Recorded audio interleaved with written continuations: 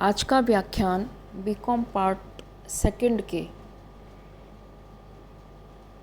EFM विषय के द्वितीय प्रश्न पत्र से है। कल हमने अनुपात विश्लेषण चैप्टर को प्रारंभ किया था और जिसमें हमने अनुपात विश्लेषण का परिचय, उसका महत्व, उसके लाभ आदि तथा तरलता अनुपातों के बारे में जाना था। इसी क्रम में आज हम कार्यकुशलता अनुपातों के बारे में अध्ययन करेंगे।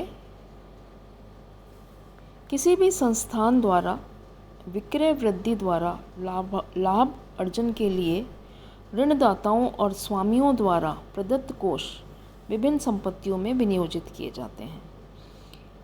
इन संपत्तियों का प्रबंध जितना अच्छा होगा, बिक्री उतनी ही अधिक होगी। अतः व्यवसाय में इन साधनों का प्रयोग कितने प्रभावशाली ढंग से किया गया है, यह जानने के लिए क्रियाशीलता अनुपातों की गणना की जाती है। इन अनुपातों को आवर्ती अनुपात भी कहते हैं, क्योंकि ये अनुपात उस गति को प्रदर्शित करते हैं जिससे संपत्तियां बिक्री में परिवर्तित होती हैं। इन अनुपातों की गणना के लिए विक्रय या विक्रयित माल की लागत तथा विभिन्न संपत्तियों जैसे स्कंध, देनदार, स्थायी संपत्तियां आदि में विनियोग की तुलना की जाती है।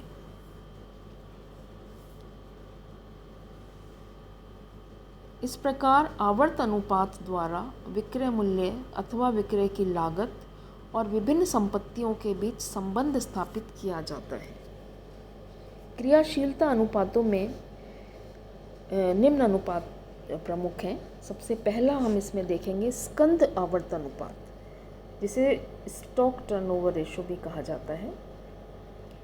एक व्यवसाय में स्कंध की मात्रा कितनी होनी चाहिए जो कि विक्रय मात्रा की तुलना में उचित हो।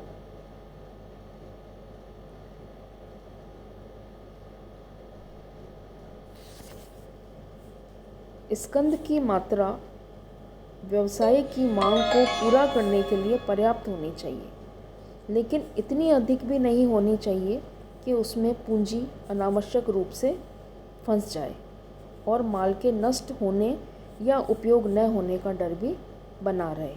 अतः स्कंध में लगाई गई पूंजी का औचित्य तथा मात्रा की पर्याप्तता पर विचार करने के लिए स्कंध आवर्त अनुपात की गणना की जाती है। स्कंध आवर्त अनुपात माल के औसत स्टॉक तथा बेची गई वस्तु की लागत के बीच संबंध स्थापित करता है। इसकी गणना दी हुई अवधि में बेचे गए माल की लागत में उस अवधि में बकाया औसत स्कंध का भाग देकर ज्ञात की जाती है। यह अनुपात व्यवसाय में इस तथ्य को प्रकट करता है कि व्यवसाय में कितनी बार स्कंध का वितरण हुआ है तथा इससे यह भी ज्ञात होता है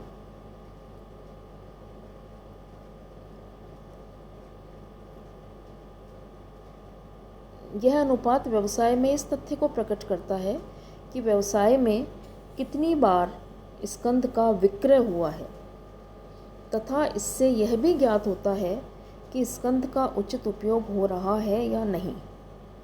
कहीं स्कंध में आवश्यकता से अधिक पूंजी तो विनियोजित नहीं कर दी गई है। इसलिए यह अनुपात जितना ऊंचा होता है उतना ही अच्छा माना जाता है। ऊंचा स्कंध आवर्त अनुपात वाली संस्थाएं लाभ की नीची सीमा पर भी अधिक लाभ कमा लेती हैं। इसके विपरीत नीचे स्कंध आवर्त अनुपात व्यवसाय में मंदी, स्कंध में अधिक विनियोग, स्कंध का गलत ढंग से मूल्यांकन तथा स्कंध में प्रचलित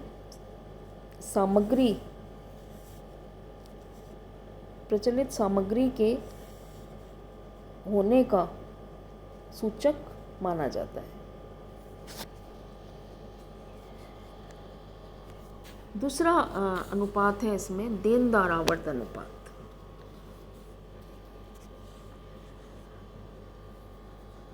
किसी भी संस्था में प्राप्यों में सामान्यतः देनदार एवं प्राप्य विपत्र सम्मिलित होते हैं, जो कि उधार बिक्री के नए वसूल किए गए भाग को दर्शाते हैं।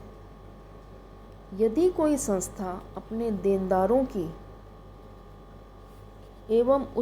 देनदारों की उचित समय में वसूली करने में समर्थ नहीं है, तो इसके कोष अनावश्यक रूप से प्राप्यों में फंस जाते हैं।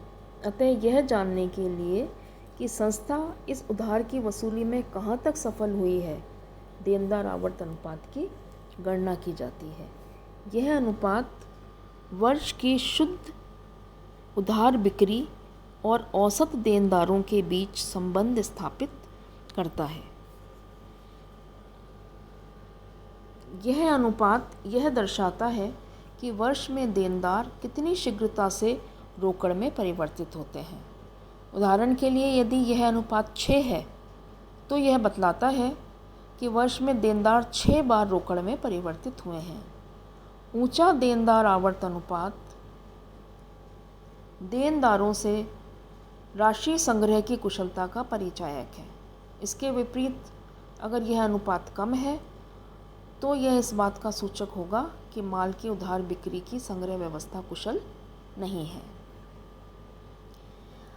अगला अनुपात है औसत संग्रह अवधि। यह अनुपात देनदार आवर्त अनुपात पर निर्भर है और इससे संबंधित है।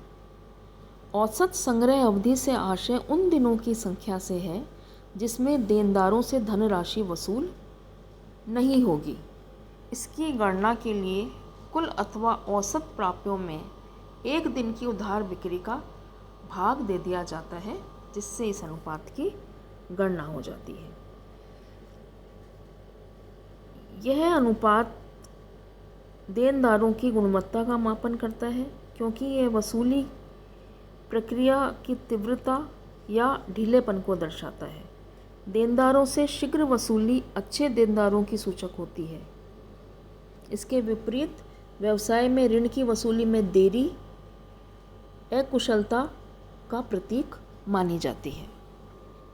अगला अनुपात है लेनदार आवर्त अनुपात। एक संस्था जिससे उधार माल खरीदती है, वे उसके लेनदार कहलाते हैं तथा उधार क्रय के बदले जो विपत्र स्वीकार किए जाते हैं, उन्हें देय विपत्र कहते हैं।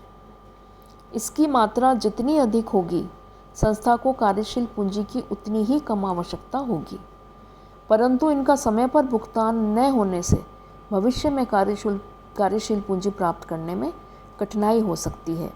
इसलिए लेनदारों तथा देय विपत्रों एवं क्रय की मात्रा का विश्लेषण करके यह जानना आवश्यक है कि संस्था कितने समय में अपने लेनदारों का भुगतान करने में सक्षम है। इसके लिए लेनदार आवर्त अनुपात की गणना की जाती है। लेनदार आवर्त अनुपात उधार क्रय तथा व्यापारिक लेनदारों के बीच संबंध स्थापित करता है।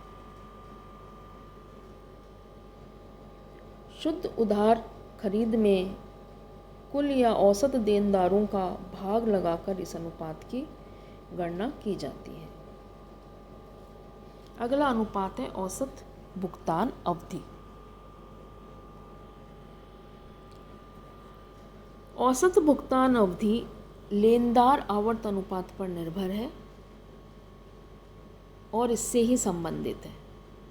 औसत भुगतान अवधि से आशय उन दिनों की संख्या से है जिसके पश्चात लेनदारों को भुगतान किया जाएगा, अर्थात उधार क्रय के भुगतान में लगने वाले समय को यह अनुपात प्रदर्शित करता है। इस अनुपात की गणना कुल या औसत देय विपत्र में शुद्ध उधार खरीद जो एक दिन की होती है, उसका भाग लगाकर की जाती है। ये कार्यकुशलता अनुपातों के कुछ 4-5 अनुपात मैंने अभी आपको बताए हैं। अगले कुछ और अनुपात हैं इसके जो हम अगले व्याख्यान में पढ़ेंगे। यहाँ मैंने इन जो अभी अनुपात पीछे वर्णित किए हैं उनके फार्मूले या सूत्र मैंने इधर दर्शाए हैं। स्कंद आवर्त अनुपात, जिसका सूत्र है सेल्स और cost of good sold divided by average stock. देनदार आवर्त अनुपात या डेटर्स टर्नओवर रेशो, जिसका फार्मूला है net credit sales divided by average receivable. इसी प्रकार average collection period equal to total और average receivable divided by net credit sales into 365। इसको 365 से मल्टीप्लाई करके एक दिन के क्रेडिट सेल ज्ञात की जा सकती है। अगला है लेनदार आवर्त अनुपात या creditors turnover ratio equal to net credit purchase divided by total और एवरेज पेबल्स। अगला अनुपात है औसत भुगतान अवधि या average payment period. Average payment period equal to total और average payables divided by net credit purchase into 365। ये अभी 5 हमने अनुपात देखे और इन 5 अनुपातों के ये सूत्र जिनके माध्यम से हम इन अनुपातों की गणना कर सकते हैं। इसके आगे के अनुपातों का वर्णन मैं अगले व्याख्यान में करूँगी। धन्यवाद।